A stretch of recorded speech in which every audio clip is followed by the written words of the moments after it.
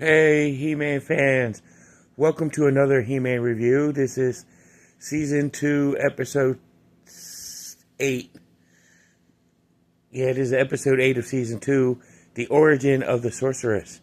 In this episode, we find out how the Sorceress became the Sorceress. And we also find out that the Sorceress is not a character. It's actually a title. And that will be explained here in this episode, where it starts off where Adam goes to go see the sorceress, and she tells him the story that she was never always the sorceress. She was this villager on Eternia, and they were being attacked by members of the Horde, and it's message the kids don't smoke. That's my PSA for this episode. But the sorceress is in this village and to be attacked by members of the Horde because they're wearing Horde symbols on their uniforms.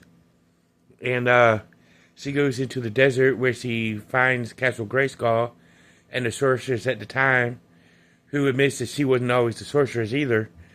And Teela accepts the offer of becoming the new sorceress.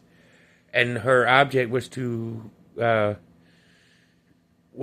guard the swords of power, which swords, as in there was more than one, which actually gives a foreshadowing of She-Ra, and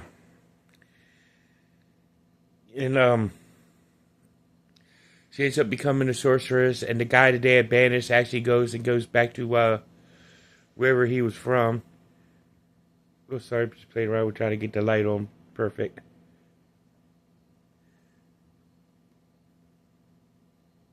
There we go. And being with this new creation that Duncan made of Strador, which was a mechanical horse meant to be a vehicle for the Royal Guard, and